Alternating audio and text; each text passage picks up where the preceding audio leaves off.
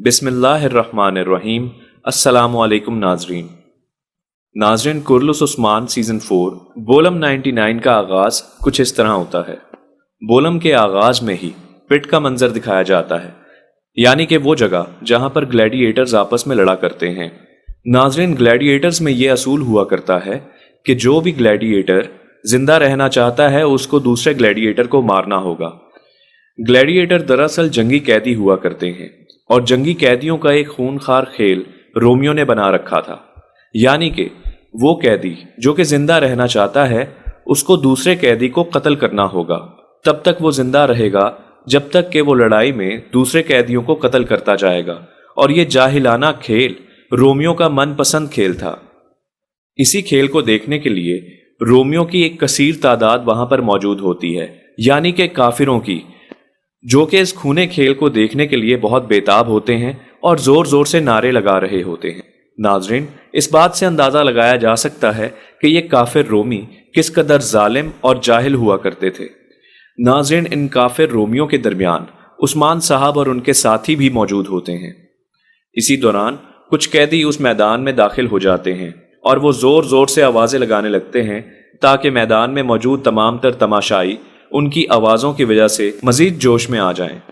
इसी दौरान कुछ गुलामों को भी मैदान में लाया जाता है। उन गुलामों को देखकर तमाम तर तमाशाई उनका मजाक उड़ाते हैं और वो ये कहते हैं कि भला ये गुलाम कैसे इन ग्लैडिएटर्स के सामने टिक पाएंगे। वहां की आवाम बुलंद आवाज से ये मुतालबा करते हुए नजर आती है कि मार दो इन तमाम तर गुलामों को।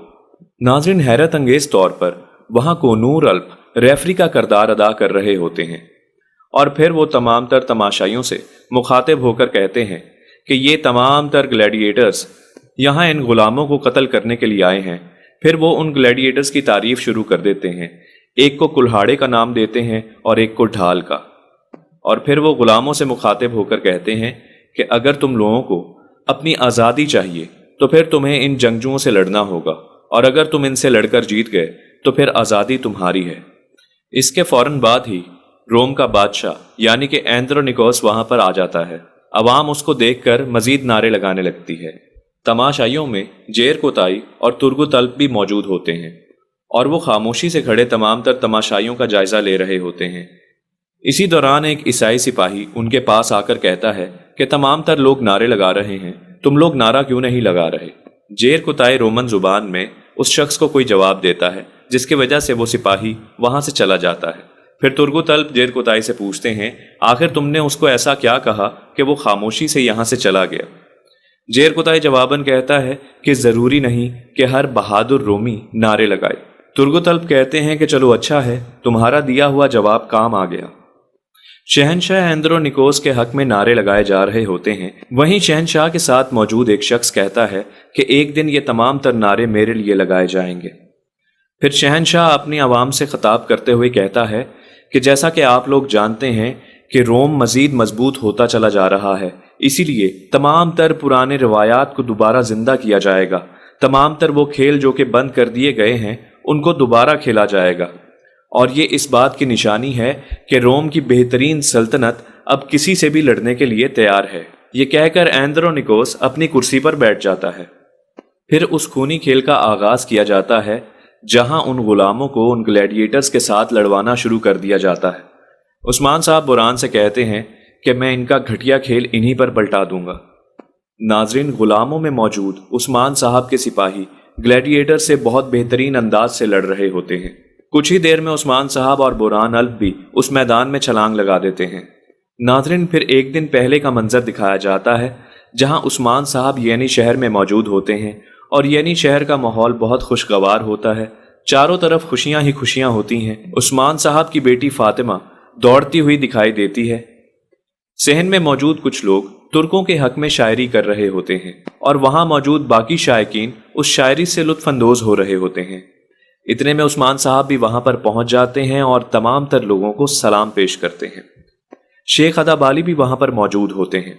फिर उस्मान साहब कहते हैं कि मैं अल्लाह का निहायत शुक्रगुजार हूं जो तमाम तर कायनात का मालिक है कि उसने हमें ये खुशियों भरे दिन दिखाए, और मैं हर वक्त अल्लाह की रहमत और बरकत का तलबगार हूं कि अल्लाह की ज़ात हम सब के लिए आफियत का मामला फरमाए।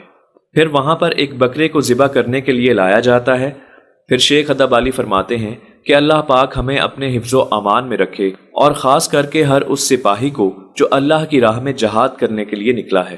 اس کے بعد اس بکرے کو ذبح کر دیا جاتا ہے۔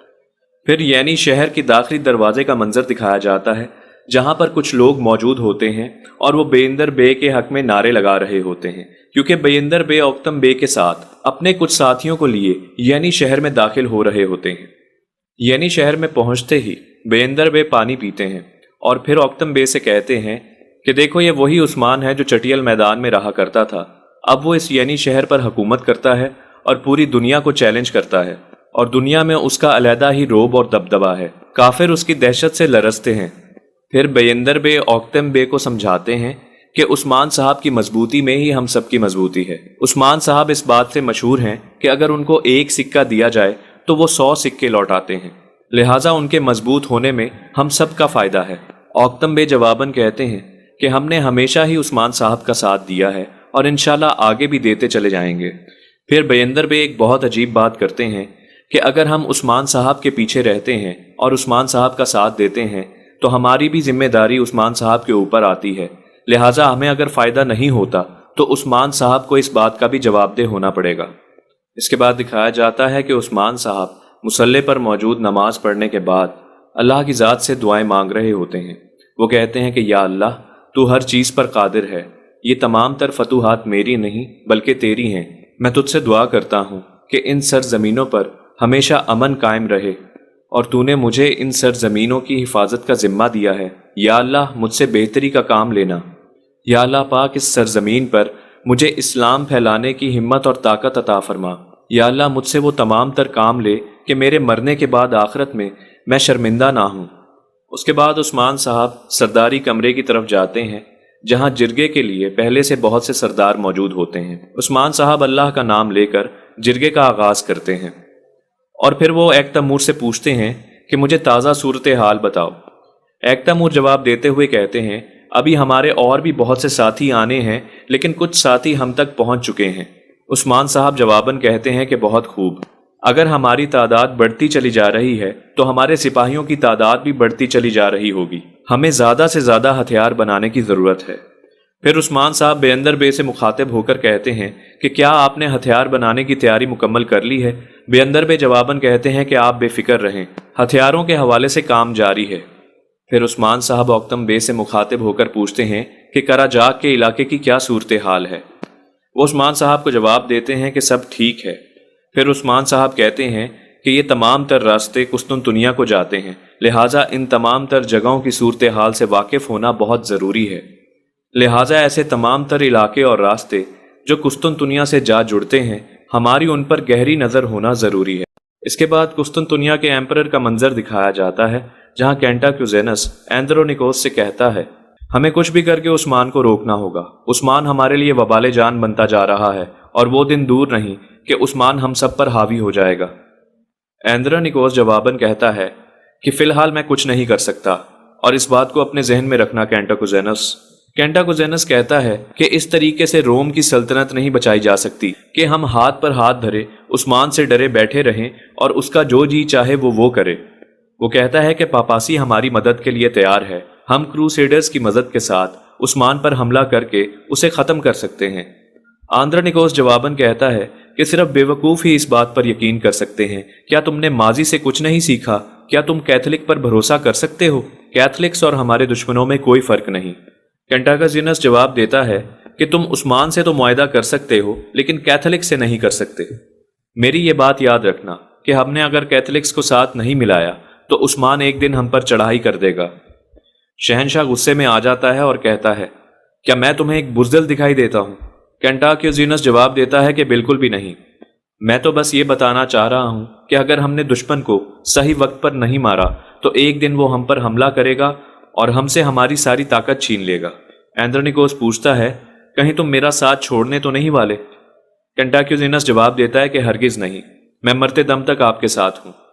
دوسری طرف عثمان صاحب جرگے میں موجود سرداروں سے بات چیت کر رہے ہوتے ہیں۔ وہ کہتے ہیں کہ اگر کافروں کو یہ پتہ چل جائے کہ ہم میں کتنی قوت اور طاقت موجود ہے تو وہ تمام تر کافر اکٹھا ہو کر ہم پر حملہ کر دیں۔ لہٰذا ہمارے لیے یہ ضروری ہے کہ ہم اونچی اونچی دیواریں بنائیں، جس کی وجہ سے ہمارا یہ رہنے کا علاقہ یعنی شہر مزید محفوظ ہو جائے۔ عثمان صاحب کہتے ہیں کہ دیوار بنانے کی یہ ذمہ داری میں اورحان بے کو سونپتا ہوں، اور اورحان بے سے کہتے ہیں کہ اب یہ تمہاری آزمائش ہے کہ جو کچھ تم نے سیکھا ہے وہ اب ہمیں کر کے دکھاؤ۔ دیواریں بنانے کے ساتھ ساتھ کارا چائسر قلعے کی ذمہ داری بھی اب تمہاری ہے اورحان بے، اور اب تمہیں یہ ثابت کرنا ہوگا کہ کیا تم اس چیز کے اہل بھی ہو یا نہیں۔ اور پھر وہ علاؤالدین سے کہتے ہیں کہ تم ابھی اپنی پڑھائی کا سلسلہ جاری رکھو۔ علاؤالدین بے تھوڑے سے مایوس نظر آتے ہیں، اور پھر وہ ایک تیمور سے مخاطب ہو کر ان کو ان کی ذمہ داریاں بتاتے ہیں۔ پھر عثمان صاحب تمام تر جرگے سے مخاطب ہو کر کہتے ہیں کہ اب ہماری ذمہ داری بنتی ہے کہ یعنی شہر کو بہت بڑا کاروباری مرکز بنایا جائے، اتنا بڑا کاروباری مرکز کہ یہاں پر سمندری سامان بھی لایا جا سکے۔ اور یہ ذمہ داری کسی ایک شخص پر عائد نہیں ہوتی، بلکہ جرگے میں موجود تمام تر سرداروں پر عائد ہوتی ہے کہ وہ یعنی شہر کی ترقی کے لیے بڑھ چڑھ کر حصہ لیں۔ بیندر بے جواب دیتے ہیں کہ ترک لوگ تو پہلے ہی تجارت کرنے کے لیے تیار ہیں۔ پھر وہ اپنے 2 سپاہیوں کو اشارہ کرتے ہیں، وہ ایک سونے سے بھرا بکسا عثمان بے کے سامنے رکھ دیتے ہیں۔ عثمان بے کو یہ حرکت نامناسب لگتی ہے۔ وہ بیندر بے سے کہتے ہیں کہ یہ سرداروں کا جرگہ ہے، سونے کی نمائش کرنے کا جرگہ نہیں، اور بہتر ہوگا کہ تم یہ سونا غریبوں میں بانٹ دو۔ بیندر بے جواب دیتے ہیں کہ اللہ کے فضل اور آپ کی سرداری کی وجہ سے ہمارے علاقے میں کوئی بھی غریب موجود نہیں جس کو اس سونے کی ضرورت ہو۔ عثمان صاحب جواباً کہتے ہیں پھر اس کو کراجاک کے علاقے میں جا کر تقسیم کر دیا جائے، جیسے کہ اکتم بے نے بتایا ہے کہ وہاں کے لوگوں کے مالی حالات کچھ ٹھیک نہیں۔ ساتھ ہی ساتھ عثمان صاحب یہ ذمہ داری اوکتم بے کو سونپ دیتے ہیں۔ بیندر بے جواباً کہتے ہیں کہ آپ کا حکم سر آنکھوں پر، اگر آپ کہیں گے تو ہم لڑیں گے، اگر آپ کہیں گے تو ہم یہ سونا بانٹ دیں گے۔ پھر عثمان صاحب کہتے ہیں